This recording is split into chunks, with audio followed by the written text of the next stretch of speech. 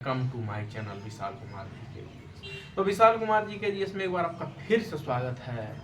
और आज हम हाजिर हुए हैं जानकारी लेकर नहीं, एक बचपन की प्यारी सी कविता जो आप सब अपने समय में पढ़े होंगे। क्लास 5वीं में, तीसरी में जरूर इस कविता को पढ़े होंगे। तो आज सभी छात्र का भी मन था कि सर आज एक दिन कविता पढ़ा दीजिए। तो चलिए आज हम आपके बीच बचपन को याद की ताजा करने वाली एक कविता लेकर आए हैं और उस कविता का नाम है मीठी बोली। चलिए तो कविता हम शुरू करते हैं। बस में जिससे हो जाते हैं प्राणी सारे, जन जिससे बन जाते हैं आंखों के तारे। पत्थर को पिघलाकर मोम बनाने वाली, मुख खोलो तो मीठी बोली बोलो प्यारे। मतलब है कि मीठा वाणी जब हम बोलते हैं तो हमारे प्राणी जो है वो सारे बस में हो जाते हैं, हम आंखों के तारे बन जाते हैं। पत्थर को पिघलाकर मोम बनाने वाली, और जब भी हम अपना मुंह खोले तो मीठी बोली बोलो प्यारे।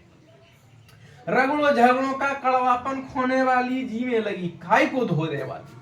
जी में जो काय लगी होती है उसे धो देती है मीठी बोली। अगर किसी के बीच लड़ाई झगड़े होते हैं, अगर हम उनसे मीठा वाणी में बात करते हैं, अच्छा व्यवहार करते हैं, तो वो हमारा जो है शत्रु भी जो हमारा है वो मित्र बन जाता है। हमारा बोली से, हमारी वाणी से सदा जोड़ देने वाली टूटा नाता। अगर नाता किसी से टूट जाता है, यदि हम मीठी बोली बोलते हैं, उसके साथ अच्छा व्यवहार करते हैं, तो जो टूटा हुआ रिश्ता है वो टूट जाता है। सदा जोड़ देने वाली टूटा नाता, मीठी बोली प्यार भी है बोलने वाली। मीठी, हमें जब भी अपना मुंह खोले तो मीठी बोली बोलनी चाहिए। मीठी बोली एक ऐसा चीज है जिससे हम हर जगह जाते हैं, अगर अच्छा व्यवहार करते हैं, अपनी वाणी में मिठास रखते हैं, तो उससे हम फायदा होता है। हम एक दूसरे के तुरंत मित्र बन जाते हैं। कांटों में भी सुंदर फूल खिलाने वाली। कांटों, जब कांटा रहता है देखते हैं उसमें गुलाब का फूल खिल जाता है, देखे होंगे। तो कांटों में सुंदर फूल खिलाने वाली, रखने वाली कितने मुखड़ों की लाली। निपट बना देने वाली बिगड़ी बातें। अगर किसी से बात हमारा बिगड़ जाता है तो निपट बना देता है कौन? तो मीठी बोली। हमको हमेशा मीठी बोली बोलना चाहिए। निपट बनाने देने वाली बिगड़ी बातें, होती मीठी बोली की करतूत निराली। मीठा बोली एक ऐसा चीज है, एक ऐसा निराला करतूत है जिसे बोलने से हमारा जो लड़ाई झगड़ा किसी से होता है उससे दोस्ती हो जाता है, रिश्ता जो टूटा रहता है वो जुट जाता है। अब हमें मीठी बोली ही बोलना चाहिए।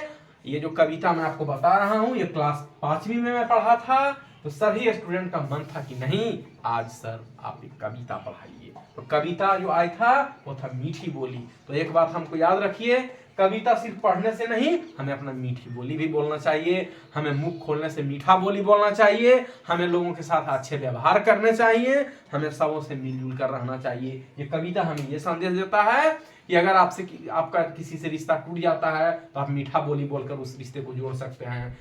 सदा जोड़ देने वाली टूटा नाता, झिड़की लगी काय को धोने वाली। तो ये जो मैं पढ़ाया भी, ये हमें अच्छा मीठा बोली बोलना चाहिए। हमें हम सबों के साथ अच्छा व्यवहार करना चाहिए। तो ये जो कविता मैं आप लोग को पढ़ाया वो मीठी बोली था। मीठी बोली कविता आप लोग के बीच में लेकर मैं आया हूँ। तो आज इस कविता में इतना ही। फिर मैं मिलूंगा कल एक नई जानकारी के साथ। और आपको बता दूं कि आज आस्था का महापर्व छठ, जिसका आज से प्रारंभ हो गया है। आज जो छठ व्रती करते हैं वो नहा धोकर चावल दाल सब्जी जो होता है कद्दू की, वो प्रसाद बनता है। आप लोग भी छठ पर्व मनाइए बहुत अच्छे से। आज तो इसका महापर्व का प्रारंभ भी हो चुका है जो 4 दिनों तक चलेगा। तो आपको और आपके मेरे सभी कंपटीशन की तैयारी कर रहे छात्र छात्राओं को, मेरे वीडियो देखने वाले लोगों को छठ आस्था का छठ महापर्व की हार्दिक शुभकामनाएं। फिर मैं मिलूंगा एक नई जानकारी के साथ। फिलहाल इस कविता में इतना ही। तब तक के लिए धन्यवाद।